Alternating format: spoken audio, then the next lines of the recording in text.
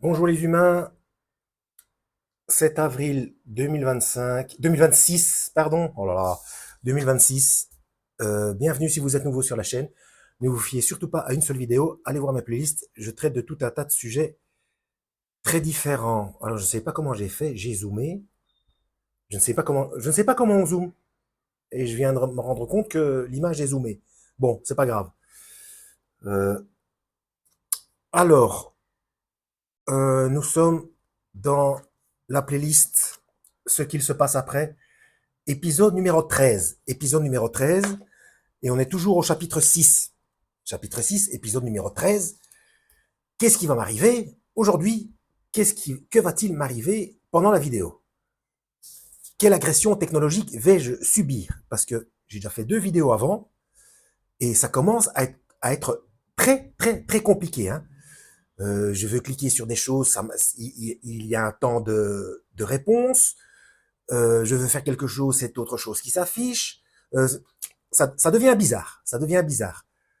Des sonneries, des machins, je sais pas. Bon, bref. Donc, chapitre 6, épisode numéro 13 de Ce qu'il se passe après. Comme d'habitude, en description, la playlist euh, du sujet, ce qu'il se passe après. Donc, on est dans la décorporation. Hein. Un jeune témoin déclare: il y a environ 2 ans, je venais d'avoir 19 ans. Je raccompagnais un ami dans ma voiture, et en parvenant à ce fameux croisement dans le bas de la ville, je marquai un temps d'arrêt et pris bien soin de regarder des deux côtés, mais je ne vis rien venir. Je m'engageai donc dans le croisement, juste à point pour entendre mon camarade pousser un hurlement.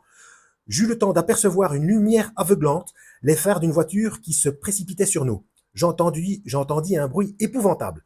Le côté de ma voiture complètement écrasé, et pendant quelques secondes, je me sentis emporté dans un trou noir, un espace clos.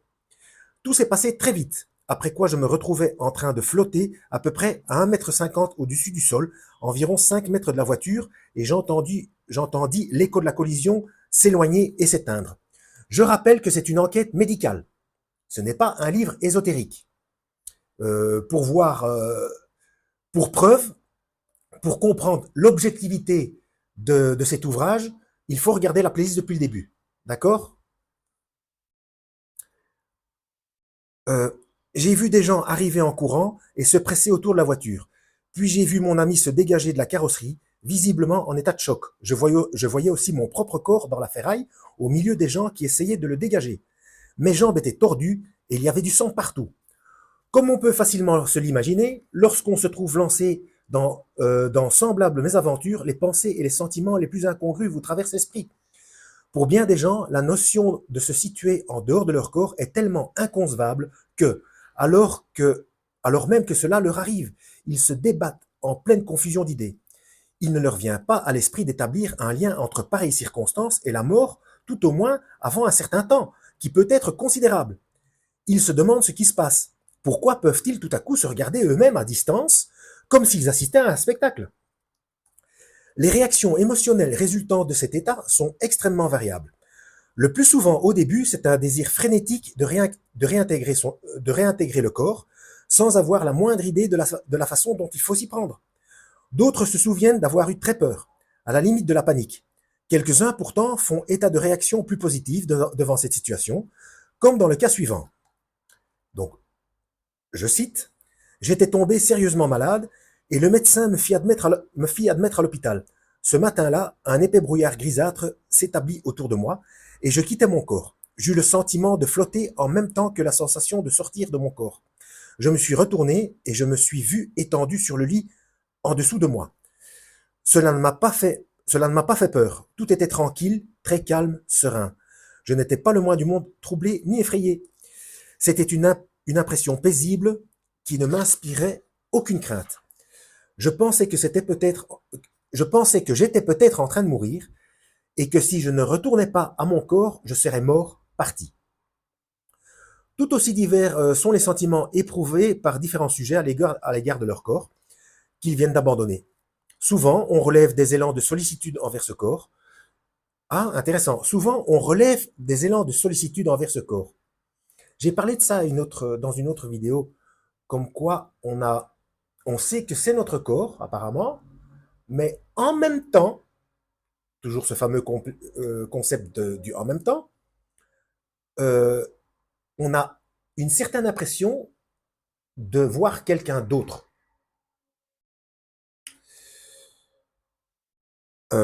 D'où les corrélations avec les explications d'être trois. Donc la fonction, pour être complet, on a besoin de trois fonctions. Penser, parler, agir, mais il y a aussi corps, âme, esprit. Donc, on est créé à l'image de Dieu, donc nous ne sommes pas un, nous sommes uniques, mais pas un. Pour être unique et complet, il faut être trois. Voilà.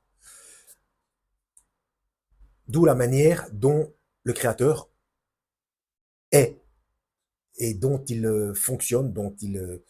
Enfin, vous voyez ce que je veux dire. Allez voir ma playlist La Trinité. Hein. C'est de la métaphysique. Hein. Et pour ceux qui disent que la métaphysique, c'est ésotérique, je vous invite à aller promptement vous intéresser à la physique quantique. La physique quantique, c'est la jonction entre le physique et le spirituel. Déjà, au niveau quantique, vous pouvez vérifier, je ne raconte pas n'importe quoi. Hein. Au niveau quantique, le temps s'écoule aussi bien vers le passé que vers le futur. Avouez que c'est particulier. Et tout ça, ça a été observé dans les accélérateurs de particules, notamment au CERN. Donc, je n'invente rien. Et puis, il y a aussi le concept de l'intrication quantique. Donc, deux particules qui sont intriquées, enfin, particules ou ondes, il faudrait plutôt parler d'onduscules, puisque selon qu'elles soient observées ou pas, c'est soit une onde, soit une particule, alors qu'on parle de la même chose. Tout ce que je dis est vérifiable. Hein. Donc, deux particules intriquées, elles peuvent être éloignées de milliards d'années-lumière, elles changent d'état en même temps.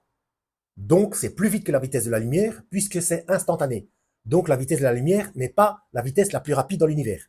C'est l'intrication quantique. Et donc, si elles changent d'état en même temps, lorsqu'elles sont intriquées, c'est que quelque part, il y a, entre guillemets, télépathie. Elles savent, entre guillemets. Voilà. Donc, tout ça pour dire que ce qui est métaphysique, en fait, ce sont les mots qui rebutent. Hein. Eh bien, dans les temps anciens, on appelait ça sorcellerie. Voilà. Donc, il y a notamment aussi ce qui est kabbalistique. Enfin, ce sont des choses qui sont interdites dans Deutéronome 18 à partir du verset 10. Si quelque chose est interdit, c'est que cette chose existe. Et si on parle d'absinthe et de colonnes de feu et de fumée, dans la Bible, eh bien, en russe, alors pourquoi en russe? Avouez que c'est particulier. Absinthe se dit Tchernobyl, c'est assez cocasse. Et les colonnes de feu et de fumée, quand on va voir le texte hébreu, c'est dans Jonas, dans Osée, Michée, je ne sais plus. Bref, c'est dans dans un des petits entre guillemets. Hein. Ils sont pas plus petits que les autres, mais c'est parce qu'il y a pas beaucoup de textes. Je crois que c'est à cause de ça qu'on les appelle les petits prophètes. Colonne de feu et de fumée, eh bien, dans le texte hébreu, ces fameuses colonnes peuvent vouloir dire palmier. Donc des palmiers de feu et de fumée. Et qu'est-ce qu'il y a qu'à cette forme-là? Quels sont les éléments de feu et de fumée en forme de palmier?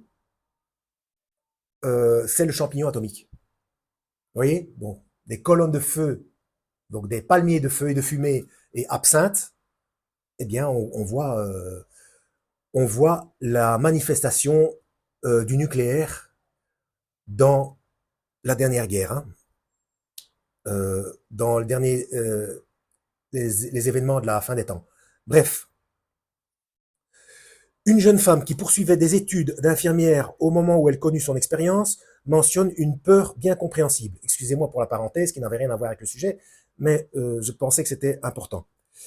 Alors, je cite le témoignage de cette personne. « Cela peut vous paraître drôle, je sais, mais à l'école d'infirmière, on s'était ingénié à nous persuader que notre devoir était de faire le don de notre corps à la science.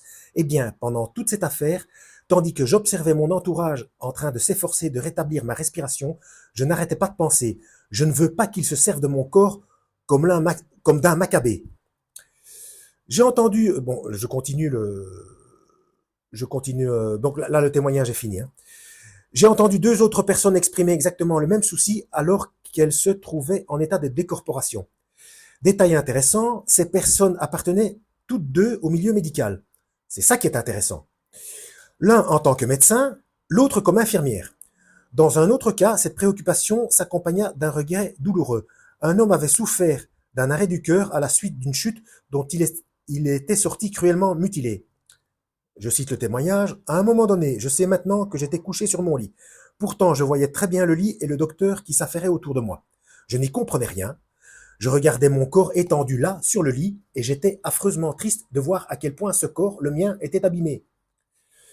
D'aucuns m'ont assuré qu'ils s'étaient difficilement reconnus en apercevant leurs dépouilles, comme le montre ce passage caractéristique.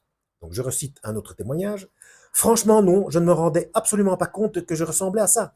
Vous comprenez, d'habitude, je ne me vois qu'en photo ou en me regardant de face dans une glace, et cela donne une image plate. Mais là, tout à coup, j'étais, ou plutôt mon corps était devant moi, et je pouvais le regarder. Je le voyais très nettement, en entier, d'une distance de près de 2 mètres.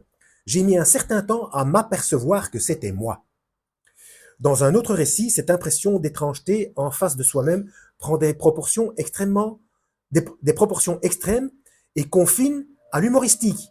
Un homme, médecin de son état, raconte comment, tandis qu'il se trouvait en état de mort clinique, il se tenait près de son lit à contempler son propre cadavre, lequel avait déjà pris cette teinte de cendre grise qu'assument les corps après la mort.